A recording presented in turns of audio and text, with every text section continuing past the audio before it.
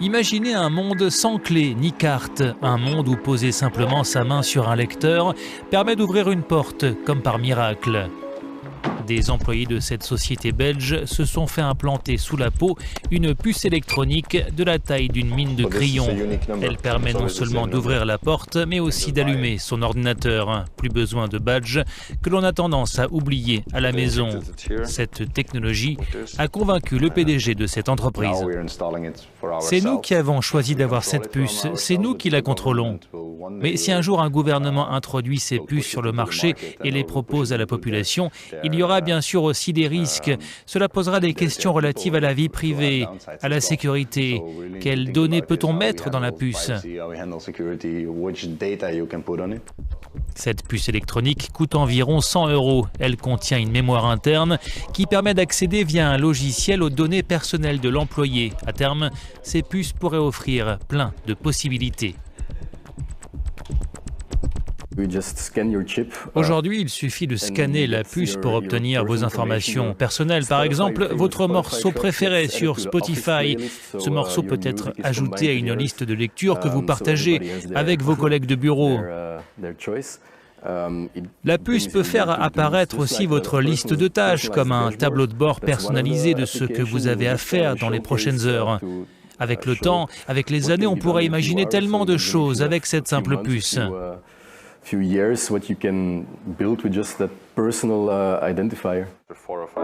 Les données contenues dans la puce électronique peuvent être transmises à un smartphone, comme par exemple une carte de visite. À terme, cette technologie pourrait aussi révolutionner les modes de paiement. Si vous prenez un livre à la bibliothèque ou bien les transports publics, il faut avoir une carte. Dans les magasins, il faut avoir une carte bancaire. Vous pouvez en avoir plusieurs, on a tellement de cartes. Si on pouvait changer cela, si on pouvait se connecter à notre identité et non l'inverse, eh bien ce serait un monde idéal. Mais certains pointent les dangers de ces puces électroniques qui pourraient à terme permettre de contrôler chaque fait et geste. D'autres pointent les dangers de ces implants pour le corps. La technologie progresse rapidement. C'est comme quand vous construisez une maison. Si vous équipez les murs, les sols et tout le reste avec les technologies dernier cri, eh bien ces technologies seront au bout de 3 ans déjà dépassées. C'est pareil si on met quelque chose dans son corps, il peut y avoir des risques pour la santé ou autre. Mais est-ce que vous aurez envie de tout refaire tous les 3 ans? Car c'est la réalité, ça va changer constamment. La puce électronique sous la peau fait progressivement son chemin. Une société suédoise l'avait déjà proposée à ses employés en 2015, notamment pour faire des photocopies. Elle est aussi déjà utilisée comme moyen de paiement aux États-Unis.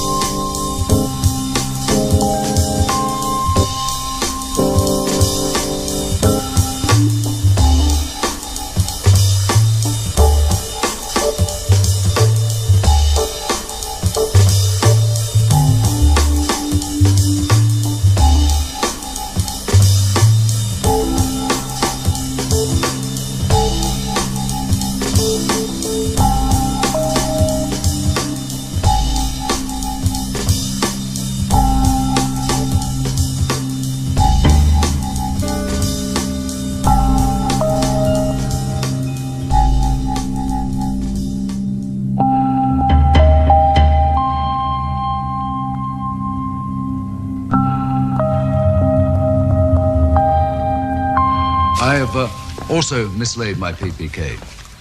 Anything else? Government agencies like the CIA, which officially has as their purpose to defend the American citizens and maybe it's the citizens of the world. So it might seem that they are somehow abusing their power, turning it against the interests of their own people.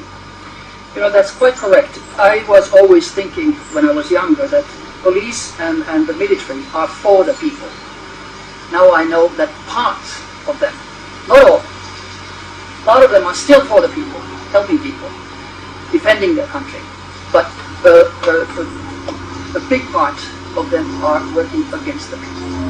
And they are doing it with field experimentations because they have new weapons of mass destructions which have been going on for over 30 years officially, because in 1975 already at the UN, the Russian delegation, it was Andrei Gromyko, who was at that time the foreign minister, asked that these new weapons of mass destruction, which are horrible, you cannot detect them, you cannot see them, radio waves, microwaves, lasers, etc., they destroy our brain, our health, our environment, etc.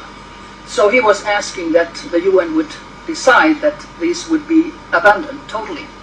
He got a good response from many, but the US was opposing, claiming that since 1948 there have been no new weapons of mass destruction, so the question is out of the question. And this is crazy, because the US is the leader in the world of these non-lethal new weapons. And the danger is that they can take over anybody today.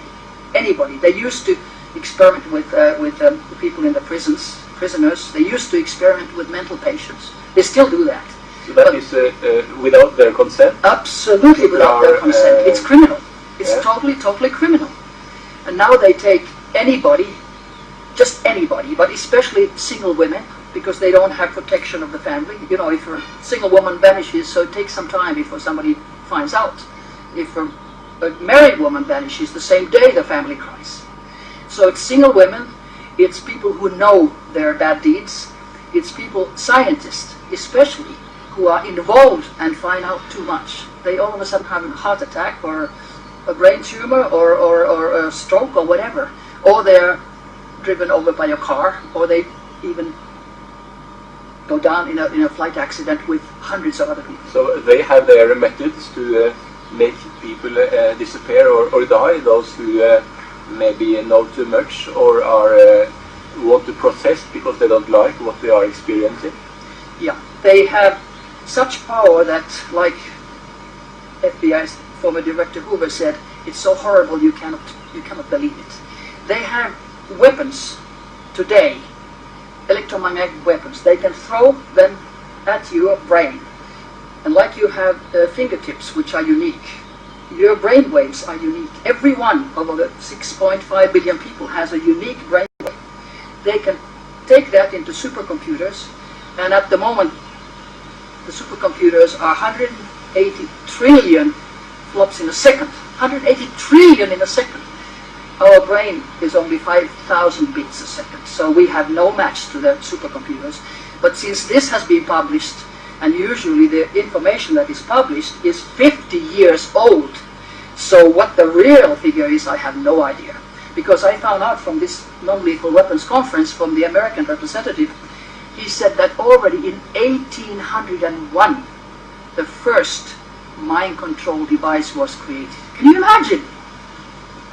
1801. And I know that in Ohio, a doctor was already doing 1874 unethical research, putting electrodes into the brain of a patient, a female patient who died. So, you know, this is a century, 2 centuries old technology, and now it's coming out. This is new. It's not new. Anything that comes out from the military is at least 50 years old. An academic, especially in Europe and Scandinavia, academic research is at least 1 or 2 generations behind. They have no idea. For instance, there's a British Professor Warwick, I think his name was, he's lectured a couple of times in Finland.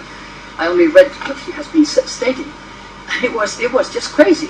He was saying that he was the first man who has placed an implant into his hand, and so he goes out and opens the doors and garage and whatever.